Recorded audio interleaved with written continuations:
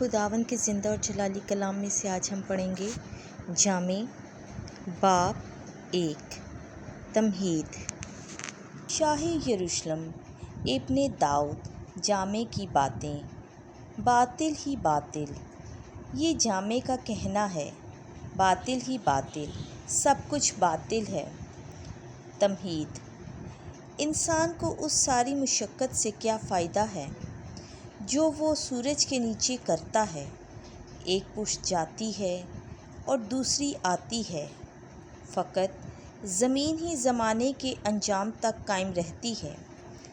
آفتاب طلوع ہوتا ہے اور آفتاب غروب ہوتا ہے، پھر وہ اپنی اس جگہ ہانپ ہانپ کر جاتا ہے جہاں سے نکلا تھا۔ ہوا جنوب کی طرف کو چلتی اور شمال کی طرف گھومتی ہے، وہ اپنے سیرگاہ میں دورہ کرتی اور چکر مارتی ہے، تب ہوا اپنے دورہ گاہوں کی طرف لوٹ آتی ہے۔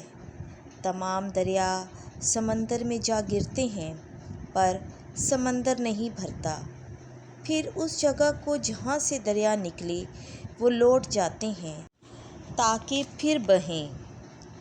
تمام چیزیں کام کر کر کے تھک جاتی ہیں، انسان ان کا بیان نہیں کر سکتا۔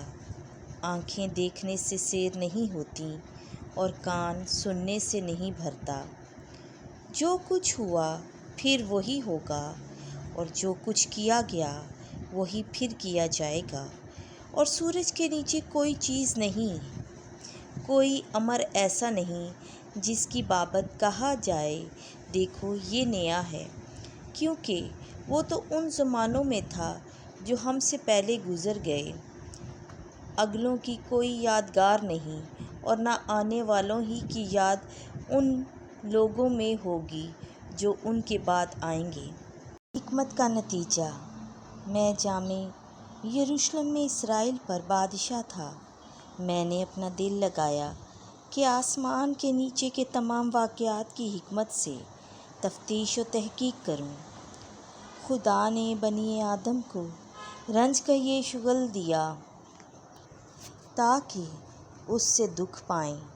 میں نے ان سب کاموں پر غور کیا جو سورج کے نیچے کیے جاتے ہیں، اور دیکھ وہ سب باطل اور ہوا کا تعاقب ہیں۔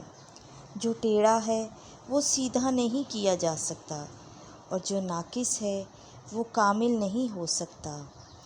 اگرچہ میں نے اپنے باطن میں یہ بات کہی کہ دیکھ جو مجھ سے پہلے یروشلم میں ہوتے آئے ہیں ان سب پر میں حکمت میں سبقت اور فوقیت لے گیا ہوں، اور میرے دل نے حکمت اور علم کا بہت مطالعہ کیا۔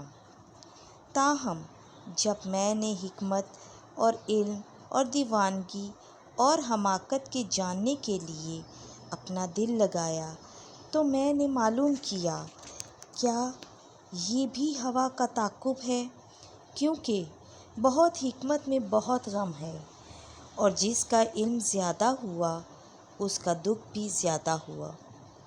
خداوند کے زندہ اور جلالی کلام کا پڑھا، سنا اور سمجھا جانا ہم سب کے لیے باعث برکت ہو۔